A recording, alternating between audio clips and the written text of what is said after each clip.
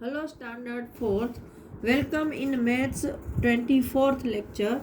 In previous lecture we have completed up to page number 44 and compare the growth of Munya and Rani's puppy. Now today we are going to start from here. Find out, do all animals grow at the same speed? मतलब क्या सारे animal एक ही speed से बढ़ते हैं?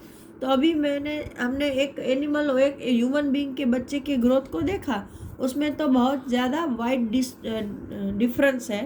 तो animal का भी देखते हैं। Discuss about the growth of हेन, काउ एंड बर्ड। हेन, काउ और बर्ड का ग्रोथ कैसे होता है? तो अगर आपने देखा होगा आपके घर में स्पेरो ने अंडे दिए हैं या क्रो ने रखे हैं, तो कुछ ही दिनों में उसके बच्चे अंडे में से बाहर आके फिर उड़ने लगते हैं। लेकिन जो हेन का बच्चा है उसको उससे थोड़ा ज़्यादा टाइम लगता है ग्रो होने में। और काव का बच्चा, अगर आप गांव में कहीं आप रहे हो या आपके रिलेटिव्स के यहाँ कुछ वक्त ठहरे हो या ऐसे आपने कोई एक्सपीरियंस लिया है, तो आपको पता होगा कि काव के बच्चे को ग्रो होने में सबसे ज़्यादा टाइम लगता है इन तीनों में। मतलब सबसे पहले एक बर्ड का बच्चा बड़ा होता है, फिर हेन का और फिर काव का। Now draw a pictures of the baby animals and the big animals.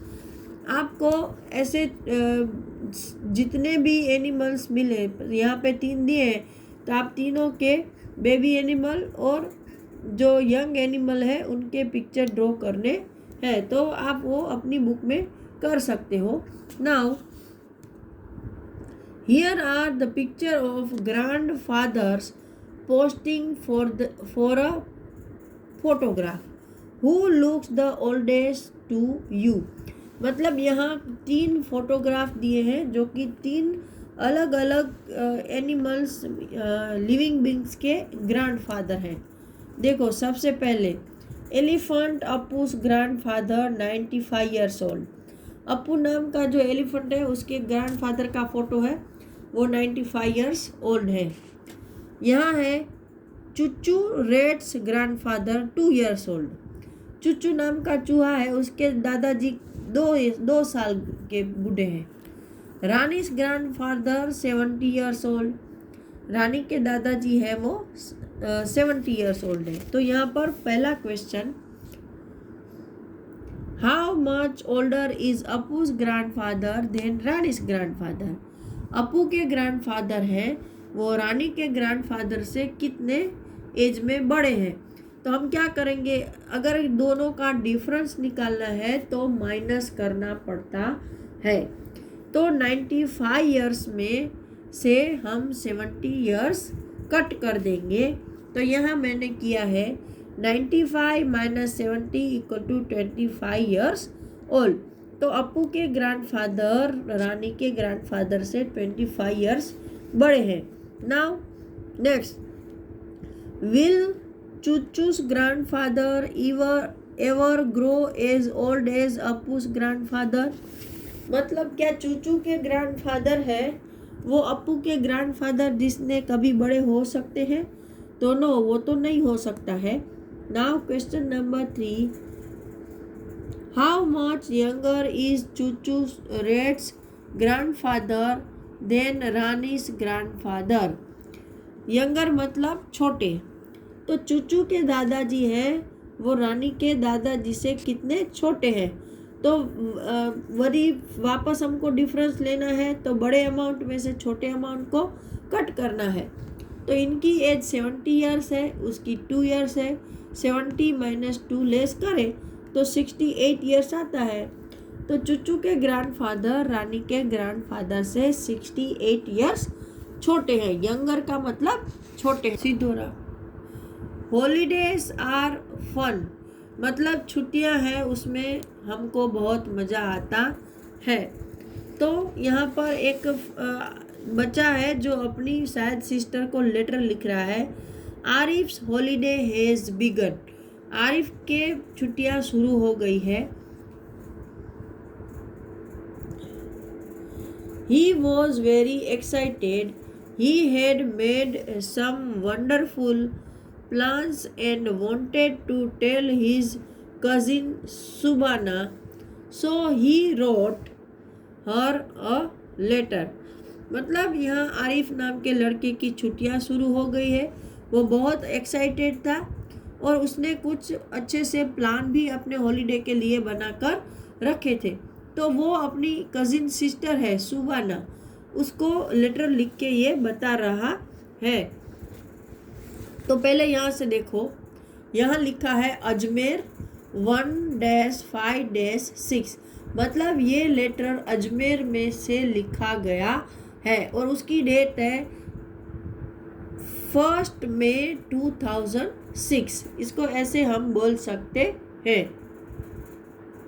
सो हाँ, नाउ ओवर हियर डियर सुबाना आपा, ये हेडिंग है। आपको अपने फ्रेंड को, अगर बड़े को लिख रहे हैं तो रिस्पेक्टेड लिखो, अपने उम्र के हैं तो डियर लिखो। हेलो कि चलो आप कैसे हो, हाउ आर यू, तुम कैसी हो, आई एम फाइन हियर, मैं यहाँ पर अच्छा हूँ, आपा मतलब बड़ी बहन, my holidays have started from today, आज से मेरी छुट्टियाँ शुरू हो रही है, I am going to my nani's place on 5 May 2006, मैं अपनी नानी के घर इस डेट को 5 मई को जाने वाला हूँ, आई विल बैक ऑन 20 मई, मैं कब लौटूंगा तो के 20 मई को वापस आऊँगा, my school will reopen on 30 जून, मेरी स्कूल है वो 30 जून से वापस खुल जाएगी, when does your school close, आपकी स्कूल कब बंद हो रही है, why don't you come here, we will great fun, वो बोल रहा है कि आप यहाँ पर क्यों नहीं आ जाती हो, हम यहाँ बहुत मज़ा करेंगे, बाय फॉर नाउ, तो अभी के लिए बाय आरिफ, यहाँ पर अपना नाम लिखते हैं आरिफ। तो यहाँ पर Subana who stays in Nagpur got this letter on 6 May 2006, she wrote back to Arif, 6 मई को उसको, देखो 1 मई को आरिफ ने उसको लेटर लिखा, 6 मई को सुबाना को वो लेटर मिला और फिर उसने क्या किया, उसने वापस आरिफ को लेटर लिखा। वो कौन सी डेट है देखो, वो नागपुर है, नागपुर में रह रही है तो अपने सिटी का नाम लिखा है नागपुर, और किस दिन लिखा है, उसको 6 मई को मिला तो वो 7 मई को आंसर लिख रही है, उसने लिखा है 7 मई 2006, dear Arif hello I am doing well here, वो बोल रहा है कि डियर आरिफ आप कैसे हो, मैं यहाँ पर, मेरा सब कुछ अच्छा चल रहा है, I got your letter yesterday, happy holidays, मुझे तुम्हारा लेटर कल मिला, आपको हॉलीडेज की बधाइयाँ, मतलब आपका हॉलीडे अच्छा जाए, my school will close on 1 जून 2006, मेरी जो स्कूल है 1 जून को बंद हो रही है, मतलब मेरा वेकेशन शुरू हुआ है, it will be reopen on 10 August, और मेरी स्कूल वापस 10 अगस्त से शुरू होगी, I will go on a school trip to Goa and will return on, मैं अपनी स्कूल ट्रिप में गोवा जा रही हूँ और मैं कब लौटूंगी तो के 7 जून 2006 को, I will try to come to Ajmer after that, उसके बाद मैं अजमेर आने की कोशिश करूँगी, तब तक के लिए चलो बाय, और यहाँ पर लिखा है सुबाना, अपना उसने नाम लिखा है। नाउ यहाँ पर देखो, Arif road his later on 1 मई, है ना, उसने कब लेटर लिखा, 1 मई को लिखा, and you remember how we write a date in numbers, तो नंबर में हम डेट कैसे लिखते हैं, मैंने आपको पहले ही बताया, डैश डैश करके, जैसे 1 मई 2006 है तो उसको ऐसे लिखते हैं 1-5-06। Now write which date these stand for, ये डेट क्या बताती है, तो के 5 मई 2006, उसको ऐसे लिखना है। फिर ये तो के 20 मई 2006, ये 7 जून 2006, ये 1 जनवरी 2007। Now write the date in number, इसको नंबर में लिखना है। तो 1 जून का 1, डेज का डेज, जून मतलब 6 मंथ और 2006। 30 मई मतलब 30 डेज, मई मतलब 5th मंथ 2006। अगस्त मतलब 8 मंथ, तो 10 का 10, 8 और 2007। How long did it take the letter to reach from Ajmer to Nagpur? Ajmer से नागपुर पहुंचने में लेटर को कितना टाइम लगा?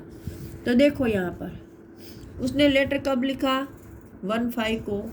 पहुंचा कहाँ, कब, तो के यहाँ 65 को। तो 6 डेज में से 1 लेस कर दो, 6 - 1 = 5, तो 5 दिनों में। How many days will Arif spend at his नानी's place? नानी के घर पर आरिफ कितने दिन रहेगा? तो चलो यहाँ पर आ जाओ। ये यहाँ लिखा है, मैं अपनी नानी के घर पर कब जाऊँगा, 5 को, और आएगा कब, 2 को। तो यहाँ पर हम करेंगे 20 - 5 = 15 डेज, क्योंकि वो 5 डेट को जाएगा और 20 डेट को वापस आ जाएगा। तो वापस यहाँ पर एक टेबल दिया है, फिल इन द टेबल। सुबह हॉलीडे, आरिफ्स हॉलीडे। सुबह के हॉलीडे, शबाना है, हाँ, शबाना के हॉलीडे कब शुरू हो रहे हैं, तो यहाँ पर आ जाओ। इट विल क्लोज मतलब उसकी स्कूल बंद हो रही है और हॉलीडे शुरू हो रहे हैं, तो 1 जून। 1, 6, 2 और रीओपन कब हो रही है, यहाँ देखो 10 अगस्त, तो 10, 8, राइट। और आरिफ के हॉलीडे कहाँ से कहाँ तक है, माय स्कूल, उसके देखो हॉलीडे कब से शुरू हो रहे हैं,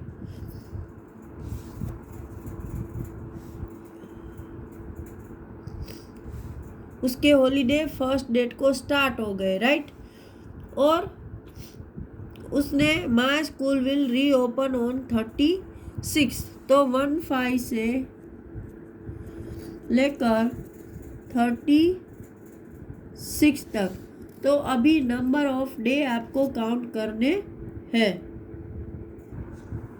तो हम काउंट करते हैं कि 1 जून से उसका वेकेशन शुरू हो गया, तो जून का पूरा महीना उसको हॉलीडे है, जुलाई पूरा हॉलीडे है, और अगस्त के 9 दिन उसको हॉलीडे है, 10वें दिन स्कूल जाना है, right.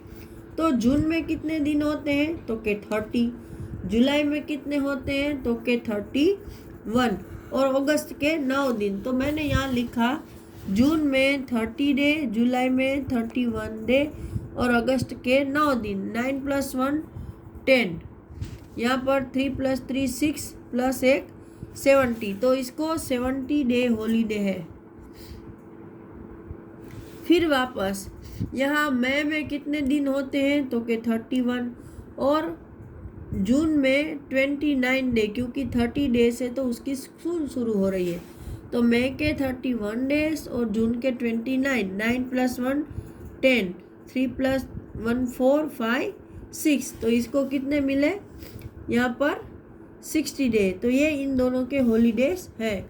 Who has got longer holidays, Shabana और आरिफ। किसको ज़्यादा हॉलीडे है, तो के शबाना को, right. Which long holidays do you get in school, fill in the table. आपको कौन से हॉलीडे सबसे ज़्यादा मिलते हैं, ये आपको टेबल में बताना है। तो ये टेबल हम नेक्स्ट लेक्चर में फिलअप करेंगे। Till that time, goodbye and have a nice day.